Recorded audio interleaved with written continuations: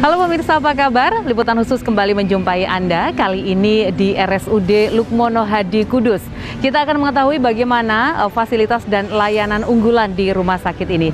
Selengkapnya dalam liputan khusus bersama saya, Septi Wulandari.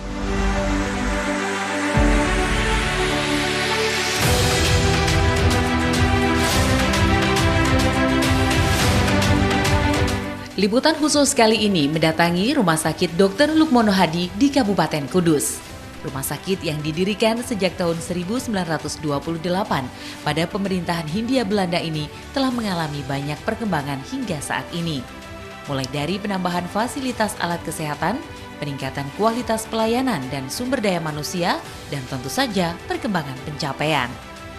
Peningkatan fasilitas atau alat kesehatan, layanan, dan sumber daya manusia ini dilakukan untuk memenuhi kebutuhan masyarakat Kudus dan sekitarnya akan layanan kesehatan.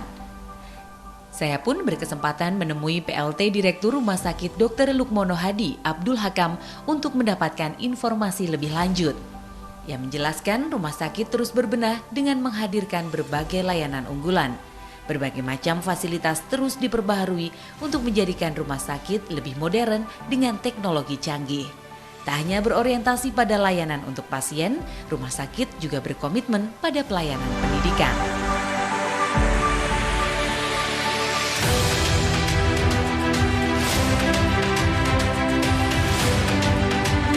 Jadi kami di RSUD Dr. Lukmono Hadi ini berusaha untuk berkembang, karena yang pertama kan visi kami kan visi rumah sakit pelayanan dan pendidikan yang modern, kemudian yang mohon maaf tidak ketinggalan zaman. Salah satunya dengan kita mengembangkan beberapa pelayanan dan pendidikan itu.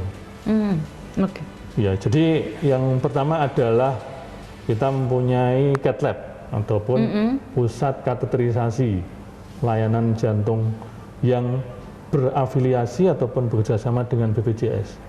Dan ini satu-satunya rumah sakit yang ber-BPJS di Karisdengan Pati. Oke, maksudnya fasilitas ini bisa diakses menggunakan BPJS betul, gitu ya? Betul. Jadi kan selama ini pasien-pasien yang mempunyai problem-problem jantung terutama berkaitan dengan tindakan kateterisasi itu kan dirujuk ke Semarang. Butuh waktu lama, bisa nunggu sampai 2-3 bulan, kan berisiko terjadi serangan jantung. Syukur kita sudah per bulan Juli sudah bisa beroperasional untuk tadi bekerja sama dengan BPJS itu. Selain tadi cath lab, terus apa lagi nih dok fasilitasnya? Kita juga sudah ber-BPJS untuk dokter gigi konservasi. Jadi di sini kan otomatis di rumah sakit umum daerah kita kan berbasis spesialistis. Makanya untuk dokter giginya juga kita sudah punya 3 dokter gigi spesialis bedah mulut, kemudian kawat ya, yang satu ini yang baru launching ya, launching itu di bulan Oktober ya ini tadi. Ada dokter gigi konservasi. Jadi kenapa konservasi? Jadi problem-problem yang berhubungan dengan katakanlah kesehatan gigi dan gigi sendiri itu kan ada problem yang tidak bisa diselesaikan di vaskes pertama. Jadi untuk wujud dari dokter gigi itu yang sudah spesialistis ke konservasi itu mempertahankan gigi itu bisa berfungsi selama mungkin. Apalagi makanan-makanan kita kan seperti ini Mbak ya. Apalagi budaya di Kudus dengan itu wedang tape. Kemudian pecel, itu kan banyak kan pengaruhi gigi-gigi kita. Gitu. Dan kita punya produk satu yang cukup bagus ya, namanya apa TMS. Itu? TMS, apa itu dok TMS? Jadi dia itu tujuannya, pokoknya nanti kalau pengen tanya ataupun tahu tentang TMS itu kesini saja semuanya itu.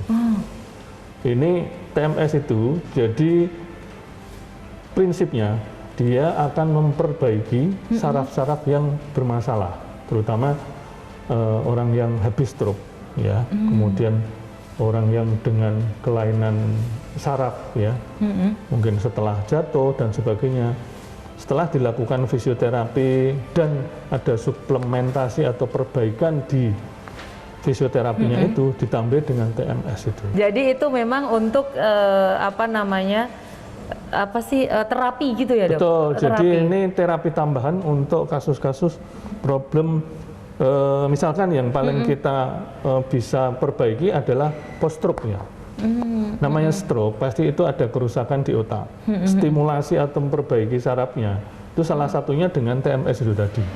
Dirangsang bentuknya seperti alatnya cukup besar, dan ini syukur kepada pemerintah kita dibeli alat ini dari Dana Cukai. Oh, oke. Ya. Jadi pembelian alat ini dari Dana Cukai gitu ya. Ini sudah cukup bagus, sudah sangat bagus lah ini.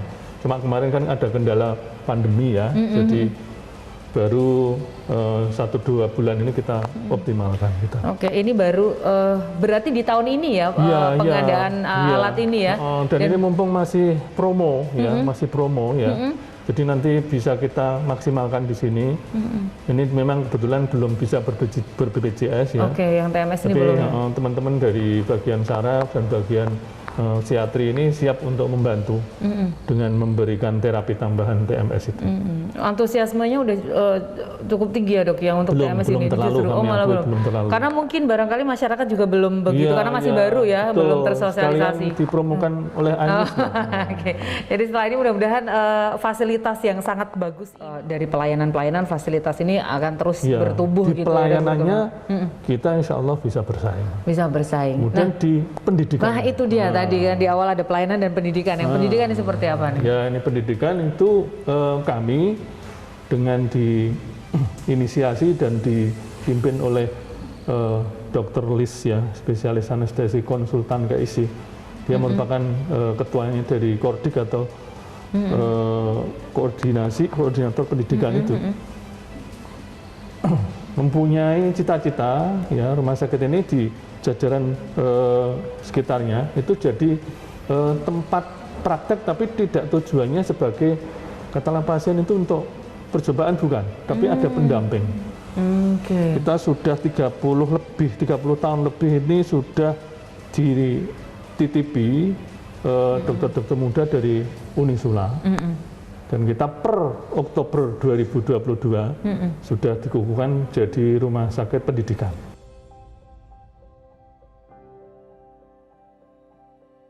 Peningkatan kualitas layanan dan alat kesehatan diharapkan dapat berimplikasi pada kualitas kesehatan masyarakat Kabupaten Kudus dan sekitarnya.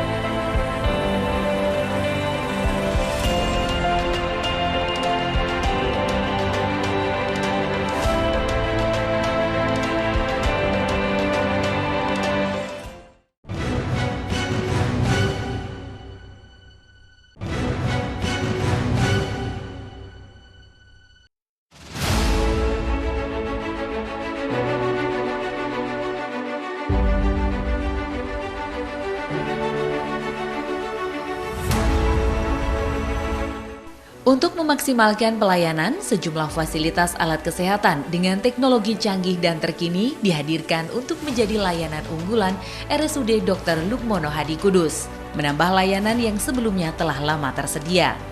Di antaranya Catheterization Laboratorium atau CAT Lab, Transcortical Magnetic Stimulation atau TMS, dan Pusat Pelayanan Konservasi Gigi.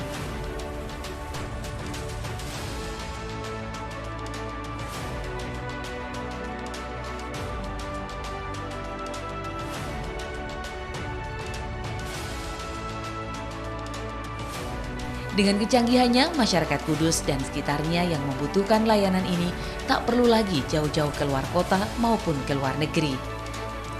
Bahkan di tahun 2022 ini, layanan ini telah bisa diakses menggunakan BPJS Kesehatan.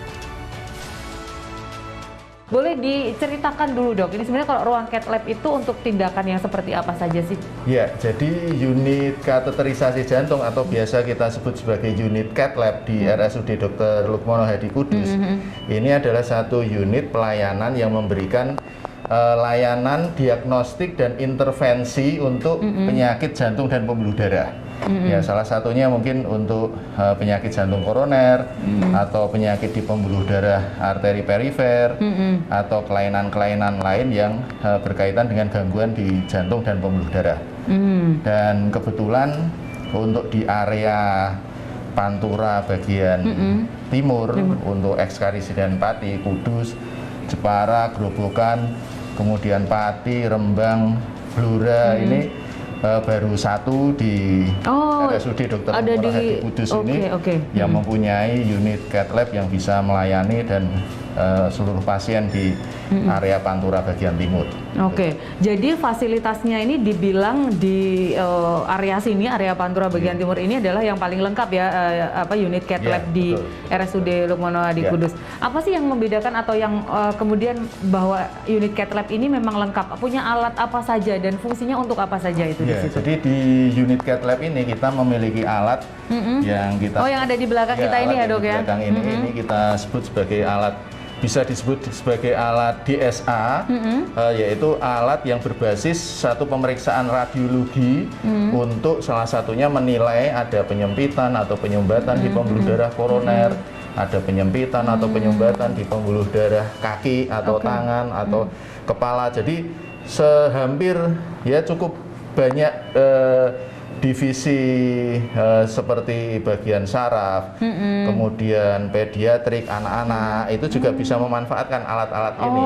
Nah, itu salah satu tujuan kita ke depan, nanti akan mengembangkan hal-hal tersebut. Jadi saya tadi awalnya saya pikir ini adalah alat untuk kayak maksudnya ngecek kesehatan jantung kita aja atau kondisi jantung, tapi ternyata syaraf semuanya gitu ya, bisa melalui bisa ini. Dengan alat ini. Nah, ini yang ada di belakang saya ini saya juga penasaran ini, karena orang awam ya, barangkali pemirsa di rumah juga kalau kita di TV itu dok ada ruang studio terus ada ruang kontrolnya gitu, ada kontrol room nih kalau di TV. Itu, ya. Nah, ini apakah seperti itu juga? Jadi di dalam itu nanti kalau ada tindakan di dalam, jadi ada operator yaitu dokter spesialis jantung atau dokter spesialis saraf atau dokter spesialis anak yang mengerjakan di dalam beserta para tim.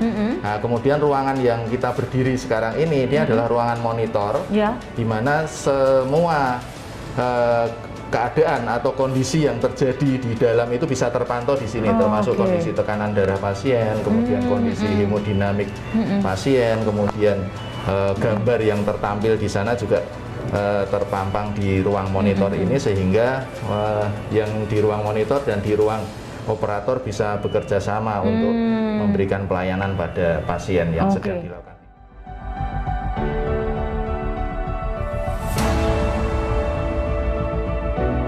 Jadi kan kita bisa melihat dari sini, ini ada penyempitan nih, ini alirannya kan tidak lancar. Kalau ini kan yang normal ini ya, yang terisi sama zat kontras itu yang hitam. Jadi kita memperbaiki pembuluh darah yang menyempit atau yang tersumbat, kita perbaiki dengan pemasangan ring jantung supaya aliran pembuluh darahnya bisa lancar. Jadi kondisi pasien semua terekam. Jadi ketika misalkan pas ada tindakan itu semua terekam di sini ada.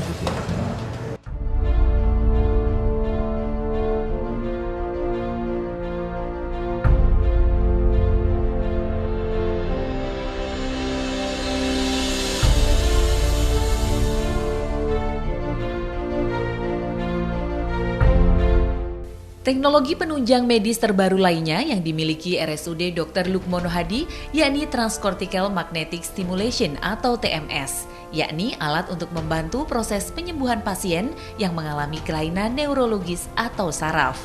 Teknologi TMS yang dimiliki rumah sakit ini adalah tipe robotik dengan menu pendeteksi kelainan syaraf dan membantu terapi pasien. Dr. Satya Gunawan menyebut pasien dengan indikasi tertentu dapat diperiksa dan diterapi dengan alat ini. Iya, jadi ada indikasi tertentu yang kelainan saraf ya, untuk yang bisa dilakukan pemeriksaan dan pengolahan TMS ya. Jadi antara lain pasien-pasien dengan keluhan lemah separuh badan, terus gangguan konsentrasi, gangguan kognitif, ya, Parkinson, terus kemudian yang obat nyeri ya, nyeri boyok, nyeri bahu, itu kita lakukan TMS tambahan ya, ditambahi selain fisioterapi juga TMS kayak gitu. Oh ya, ini kebetulan kita punya robotik, jadi semua kan ada nih alat TMS yang manual ya, yang kelemahannya itu dulu tidak fokus kalau yang manual. Tapi kita punya robotik. Jadi stimulasi itu kan butuh beberapa kali ya, repeat. Bisa dari 6 kali sampai 12 kali. Kita bisa menstimulasi yang dengan fokus yang tetap dan koordinat yang sama gitu, dibanding dengan yang bukan robotik. Akurasinya tinggi. Lagi pula di sini ada monitor nih. Nah, kalau yang lain yang manual itu hanya distimulasi gitu aja, kira-kira dihitung dulu, tiap hari dihitung. Jadi kemungkinan errornya banyak. Kalau yang pakai robotik itu lebih akurat. TMS tipe robotik ini memiliki fleksibilitas menu yang lebih modern untuk mendeteksi kondisi neurologis pasien. Kita scanning semuanya, akan nampak gambar otak di monitor. Ya, sesuai dengan koordinat yang kita kehendaki untuk menstimulasi. Sentral untuk menggerakkan ada di bagian otak ini, sehingga kita lakukan stimulasi di bagian prefrontalnya.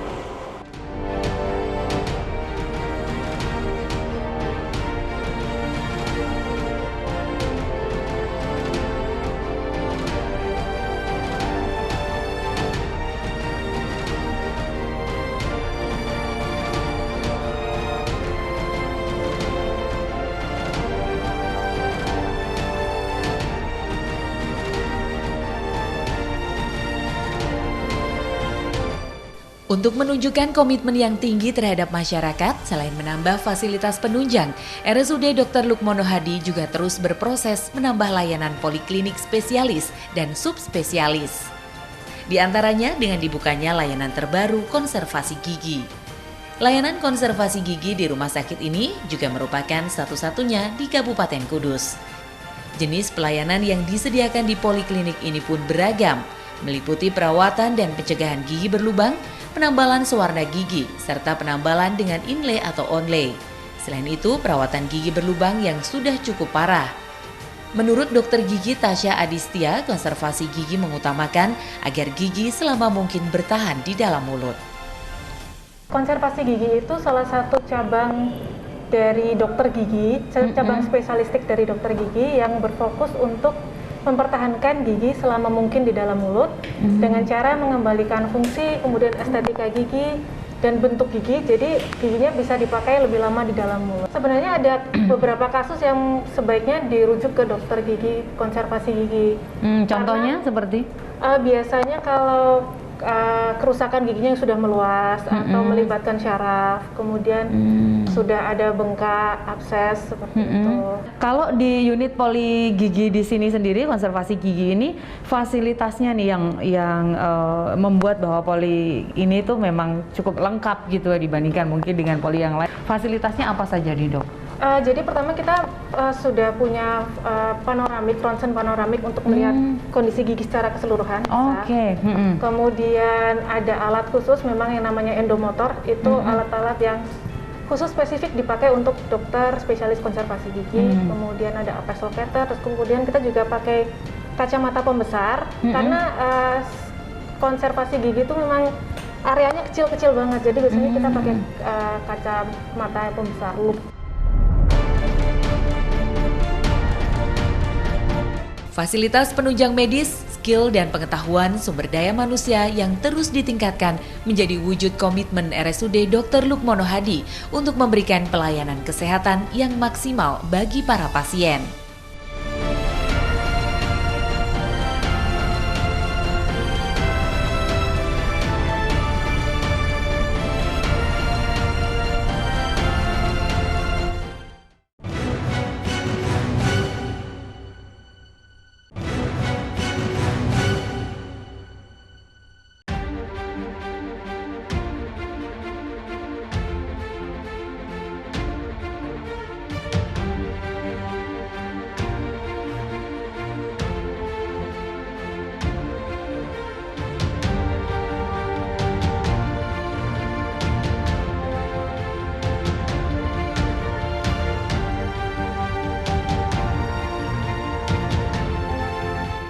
Tidak hanya fokus pada pelayanan kesehatan untuk pasien dan masyarakat Kudus dan sekitarnya, RSUD Dr. Lukmono Hadi juga berkomitmen pada layanan pendidikan untuk meningkatkan kualitas lulusan dokter dan tenaga medis lainnya. Komitmen ini terbukti dengan ditetapkannya RSUD Dr. Lukmono Hadi sebagai rumah sakit kelas B pendidikan berdasarkan surat keputusan Menteri Kesehatan tahun 2022. Saat ini sedikitnya ada 27 instansi pendidikan yang telah bekerja sama dengan rumah sakit di bawah unit koordinasi pendidikan. Sejumlah mahasiswa kedokteran, keperawatan, ahli gizi, farmasi, dan lainnya dapat melakukan praktek kuliah didampingi para tenaga medis profesional. Institusi pendidikan ini berasal dari berbagai daerah di Indonesia. Dr. Listiana, Koordinator Pendidikan RSUD Dr. Lukmono Hadi Kudus menyebut para mahasiswa maupun siswa yang tengah praktek mendapatkan pengajaran di kelas dan praktek secara rutin langsung dari para dokter dan tenaga medis yang telah tersertifikasi pendidik.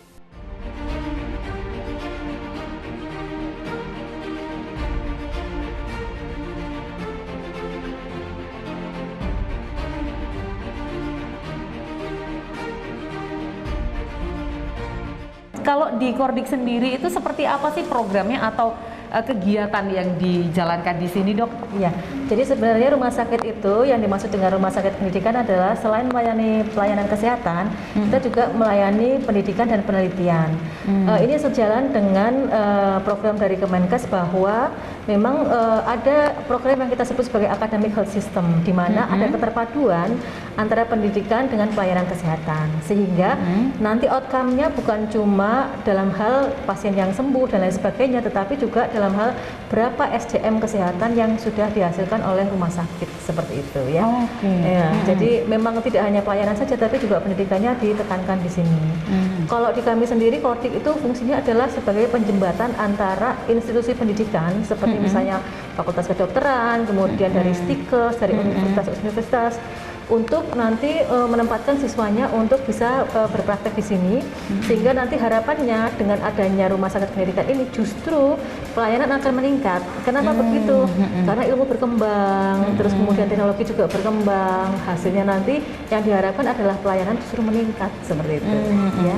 Jadi kalau misalnya Kordik tugasnya memang untuk melayani siswa-siswa yang berpraktek di rumah sakit pendidikan ini. Oke. Jadi programnya sendiri apakah sekedar menerima mereka magang gitu ya atau praktek belajar. Nah, di sini sendiri seperti apa yang kemudian diajarkan, benar-benar praktek keseluruhan atau seperti apa, Dok? Ya. Jadi di rumah sakit pendidikan kita tidak hanya menerima, tetapi kita juga dosen-dosennya dari rumah sakit sini. Jadi kayak karyawan, pegawai negeri atau dokter, perawat dan lain sebagainya ada di sini juga mendidik mereka, membimbing mereka supaya mereka nanti mahir dalam hal keilmuan dan juga dalam hal keterampilan. Jadi fungsi keterampilannya juga dapat, fungsi pengetahuannya juga dapat. Harapannya nanti kami yang mengajar juga akan update ilmu. Ketika update ilmu itulah nanti kita juga pelayanan juga akan meningkat seperti itu. Ya. Jadi kalau misalnya di sini tidak hanya sebagai wahana, tetapi juga kami juga melatih dokter spesialis, dokter umum, kemudian juga perawat, bidan dan lain sebagainya. Itu yang melatih adik-adik yang ada di sini semua. Jadi dokter yang sudah bekerja di sini, yang praktek di sini, entah dokter atau perawat dan lain sebagainya, itu juga punya tugas selain melayani pasien tentu saja, itu mentransfer ilmunya gitu ya, ke yang magang di sini gitu. Jadi dikasih jadwal khusus gitu setiap magang di sini. Luar biasa. Jadi ada SK dari direktur bahwa ini selain sebagai perawat misalnya atau dokter, juga sebagai pendidik klinis namanya. Pendidik klinis nanti yang akan membimbing adik-adik ini supaya mereka nanti mahir dalam keahlian dan juga pengetahuannya seperti itu. Oke, jadi dari yang sudah jadi dokter ini untuk jadi pendidik klinis ini juga ada pelatihannya lagi. Jadi kayak ada uji kompetensinya lagi gitu ya. Iya, jadi kalau kita ada pelatihan namanya pelatihan dokter pendidik klinis. Nanti kalau perawat ada lagi pelatihan perseptor. Semuanya sudah yang mengajar di sini sudah punya pelatihan-pelatihan seperti itu. Jadi nanti mereka juga dibekali selain ilmu klinis juga ilmu untuk mendidik. Harapannya nanti juga mendidiknya dengan metode-metode yang diajarkan oleh pendidik.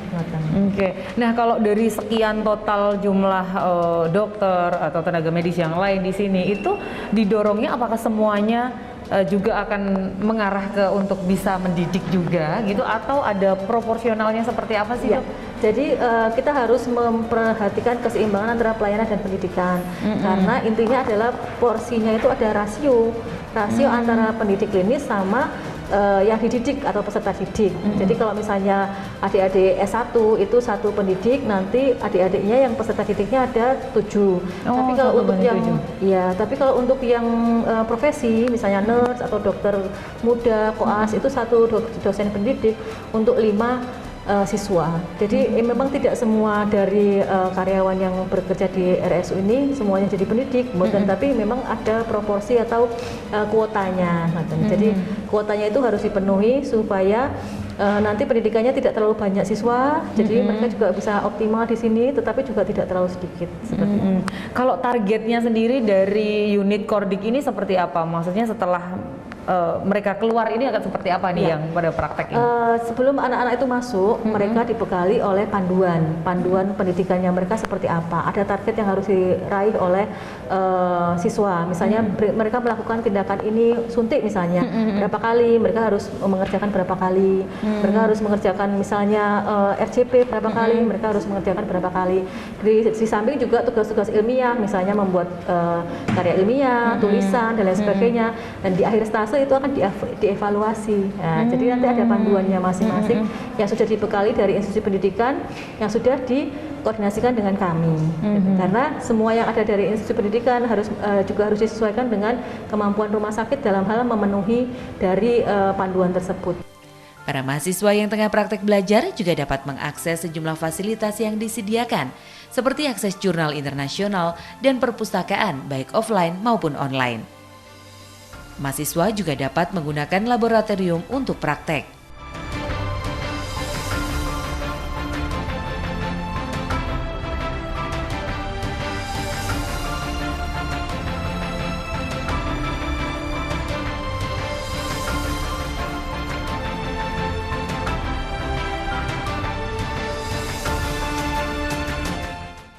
Untuk memudahkan aktivitas belajar, mahasiswa dari luar kota dapat tinggal di asrama yang telah disediakan.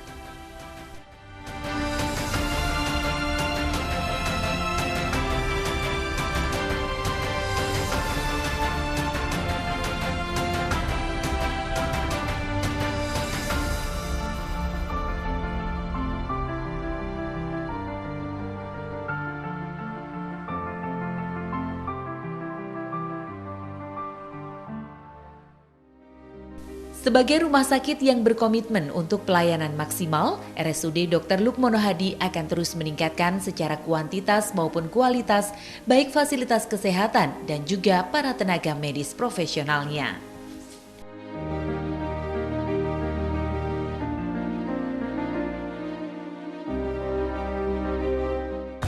Ya, demikian pemirsa liputan khusus kali ini di RSUD Lukmono Hadi Kudus yang unggul di pelayanan dan juga sebagai rumah sakit pendidikan. Saya Septulandari, terima kasih, sampai jumpa.